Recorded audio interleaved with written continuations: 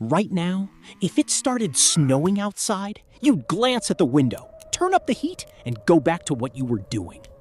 Now imagine the snow doesn't stop.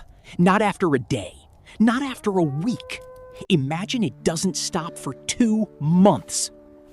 No walls, no stored food, no blankets, and one fire. The only one your entire tribe has that cannot, under any circumstances, be allowed to go out. This is the story of how Tarn's tribe survived a winter that should have killed all of them. You've never actually been cold. Not real cold. You've been forgot my jacket cold. AC is too high cold. The kind you solve by walking into another room. 50,000 years ago, cold wasn't a feeling. It was a countdown. Exposed skin in a severe winter wind can start suffering real damage in under 30 minutes. A wet, cold body can lose the fight to hypothermia in a couple of hours, sometimes less. There was no emergency room, no thermostat, just your own body, whatever you were wearing, and whoever stood next to you. It started the way it always did. A few flakes, almost pretty, drifting past the fire. Bodo caught one on his tongue and grinned. Nobody else was smiling. Seinu looked at the sky longer than usual. Tarn quietly checked the woodpile. Yela recounted the dried meat stores twice. By nightfall, the snow hadn't stopped. By the third day, it still hadn't. And somewhere around the second week, the tribe stopped talking about the storm and started talking about the winter.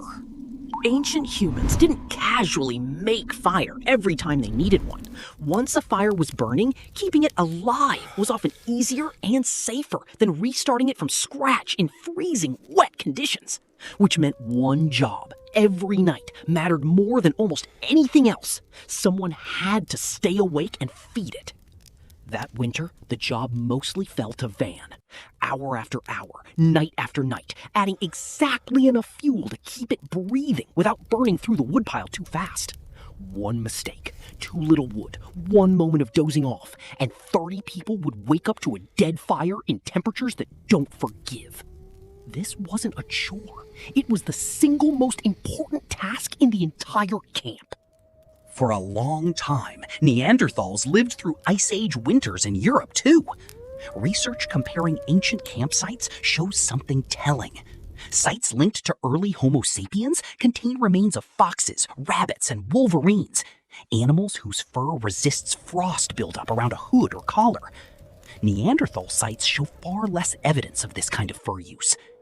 Some researchers believe this difference, knowing not just how to make clothing, but which furs actually kept you alive, may have been one quiet advantage that helped our ancestors outlast a species that was, in almost every other way, just as tough.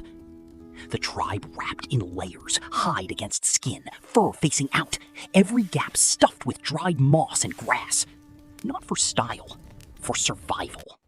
By the fourth week, the dried meat stores were half gone. The berries and roots gathered in autumn were almost nothing.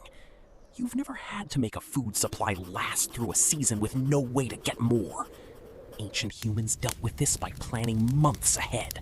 Meat was dried and smoked in autumn specifically for winters like this. In colder regions, some groups even used the ground itself as a freezer, caching meat in permafrost or snow. Tarn and Orin made the coldest, most dangerous choice, hunting in the middle of the storm season. They came back once with nothing. The second time, they came back with a deer, and the whole tribe ate that night like it was a festival. Halfway through the winter, a whiteout hit, snow so thick you couldn't see your own hand.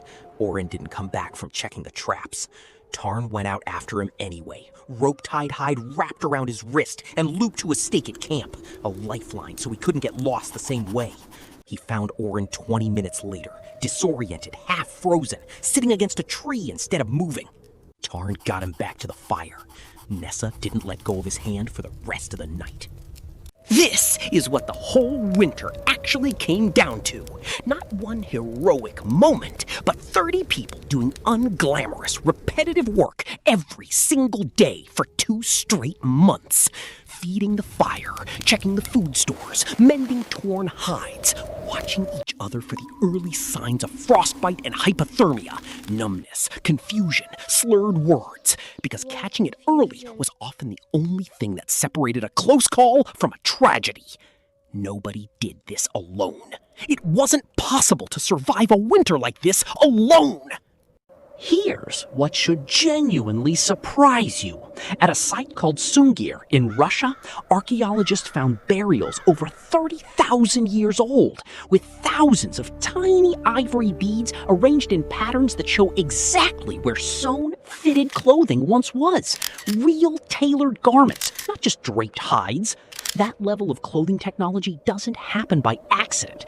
It happens because surviving winter after winter forced innovation, generation after generation. Winters like this one didn't just test ancient humans, they built us. Every winter coat with a fur-lined hood, every dried or frozen food in your kitchen, every instinct you have to check on someone when it's dangerously cold outside, none of that started with us. It started in winters exactly like this one. By the time the snow finally broke, the tribe had lost none of its people, not one. Just a lot of sleep, a lot of nerve, and 30 people who understood in a way they never had before exactly what they meant to each other. If this blew your mind, subscribe, because next time I'm answering an even stranger questions.